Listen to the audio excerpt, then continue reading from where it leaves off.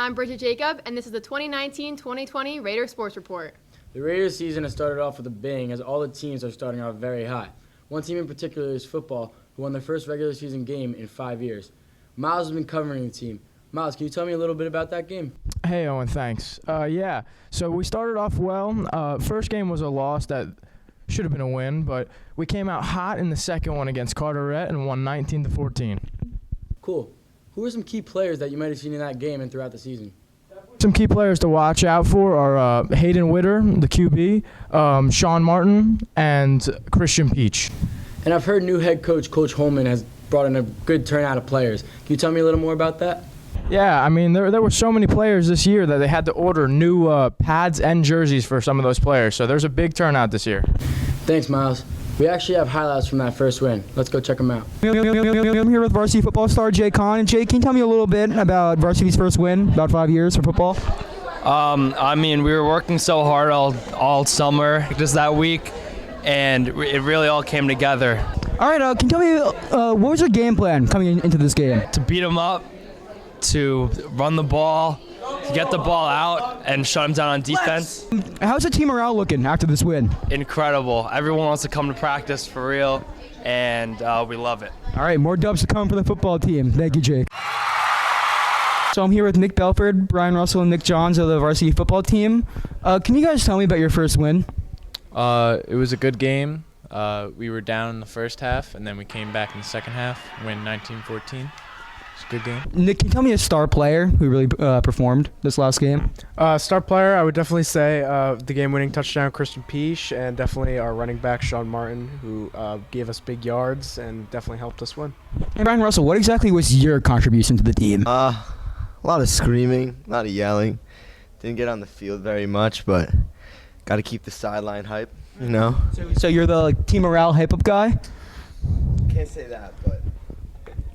All right, well, how's the hype looking for the football team, you know? How's the team morale? Right now, it's pretty good, but it's going to get even better throughout the season. So are you implying that there's more wins to come for the football team? Sure. How's the schedule looking for upcoming games? Is it tough, easy? It's pretty tough. We got Cranford. We got a really nice quarterback, D1 recruit, but we're going to clap him anyway. All right, I think you guys will show out. Thank you. With varsity football star Justin Clark. And Justin, can you tell me a little bit about varsity's first win, about 5 years or so? We worked really hard over the summer, so I think we deserve it, and there's more to come.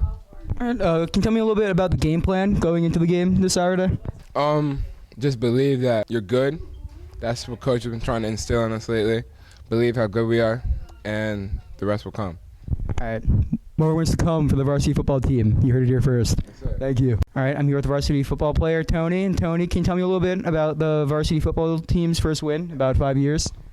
Not going to lie, it was probably the greatest feeling I've ever felt. It was like winning a championship. We worked hard over the summer. Our team we grew up with a lot of kids, especially kids we've known forever. It's like a brotherhood. Nothing too big, but there's more wins definitely coming. That's a promise. How's the team morale looking after this win? There's more wins definitely promising. I promise that. Promise that. All right, I'm looking forward to see how the rest of the season goes. Thank you. No problem.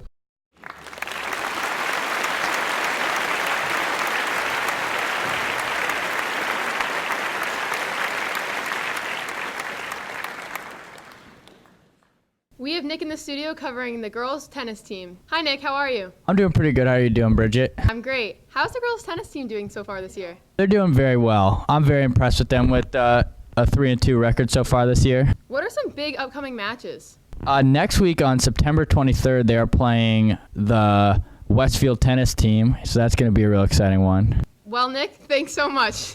Thank you too, Bridget. Now let's go over to boys cross country with Madison. How's it going, Madison? Hi, Owen. How are you? So, what is the boys cross country team looking to do this year? Their first meet is Saturday at the Bernie McGee class meet, and they're really excited for that. Do you know what their expectations are looking for this season? They lost a lot of seniors last year, which kind of brought them down, but they're ready to pick it back up. And who are the runners going to be for the season? Definitely seniors Max Cardarelli, Brett Strug, and Chris Downey. Thanks, Madison. Now we have Emma with the girls' cross country team. Hi, Emma. Hi, Bridget. How are you? I'm great. How's the girls cross country team doing so far this year? They're off to a good start this season, but they lost a lot of seniors, so they lowered their expectations, but they're still starting off pretty strong. What are some underclassmen that we could look out for? Lauren Hahn and Gabby Corona are definitely really good runners that you need to watch out for. And some upcoming meets we could look out for? They have a big invitational meet at the beginning of October that will have a lot of competition. Thanks so much. Ethan Castillo just recently got named as our Male Athlete of the Month. Let's head over to the interview with Lexi Bradsky. I'm here with sophomore Ethan Casolo, our Male Athlete of the Month. How are you? Good. How are you? I'm good, thank you. So you scored the winning goal for the Westfield game, correct? Correct.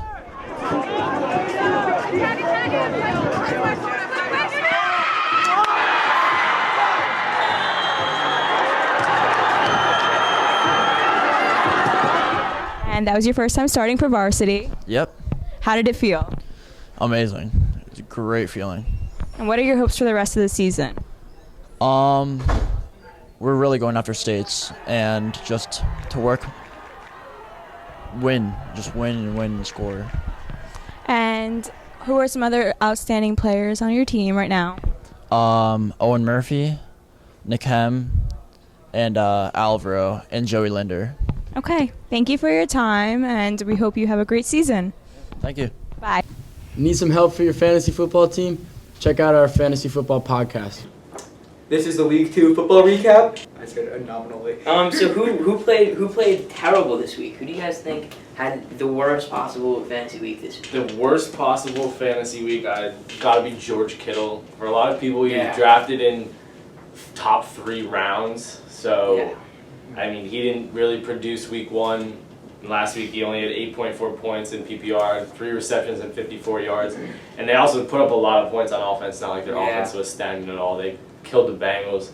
So, I mean, I think Jimmy G will still look at him as a top option, but he's definitely not worth that 3rd round pick that I took him with, and I'm sure a lot of other people took him with. So hopefully he can get it to where it was last year, but we saw a lot of people catch balls for the Niners last week, so hopefully they keep Kittle in. Yeah, I mean, another tight end that just didn't live up to their expectation was O.J. Howard, who had a big goose egg week 2 after only putting up 7.8 points the first week. So I think a lot of people expected him to play a lot better, given last season he had a pretty good fantasy season. So One of my busts was Christian McCaffrey, CMC. I get it. They played a good defense that week, but as a fringe top 3, top 2 running back in fantasy, I would say single digits any week is just unacceptable from this flat out. Yeah. The top 5 pick should be put in the way that he catches the ball out of the backfield. If I was a fantasy owner, if I owned him, I would expect at least 20 points a week from him. Anything below that is disappointment. Yeah. Expect the same thing out of Saquon Barkley and Kamara, who also had a bad week. Yeah, Kamara with 9 points, not good enough. Another surprising disappointment was Jarvis Landry, because he had an average week 1. He had to put up 11 points, but he only had 3 catches for 32 receptions.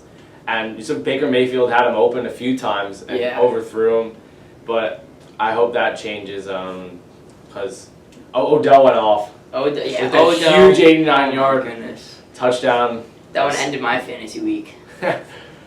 And the Browns have so many options on offense that hopefully Jarvis stays relevant. Yeah, hopefully Baker can clean it up too. I don't think he's been playing well or what people expected him to be doing, especially against a deflated Jets defense with 2 big players out. I don't think he played very well. Another one of my busts, I got D-Hop. You know, again, he played a good defense, but again, he considered himself the best wide receiver in the league, and I think if you're the best wide receiver in the league, again, you have to be putting up more than single digits, and this week he just couldn't do that. Mm-hmm. Who had a big week this week that you think? I mean, Lamar Jackson, he's staying hot. 31 points, like week 2. I think he is going to continue to be playing well after a really good first 2 weeks. Yeah. One of my sleepers is Mark Andrews. He's the Baltimore tight end. I think Lamar Jackson trusts him a lot, and he should be putting up a lot of points against a pretty bad Chiefs defense this week. I gotta disagree with you. I thought the Chiefs defense played really well last week. They gave up 10 points early. I was a little worried, but they really kind of locked it down after that. I think the Raiders scored in the first 2 possessions, or first 2 out of 3 possessions. They really locked it down after that and was scored the game 28-10. So I thought they showed some toughness against the Raiders offense that I thought would be terrible, but they seemed pretty good in week 1. They looked good in the first 10 minutes of that game, but I think the Chiefs defense stepped up big.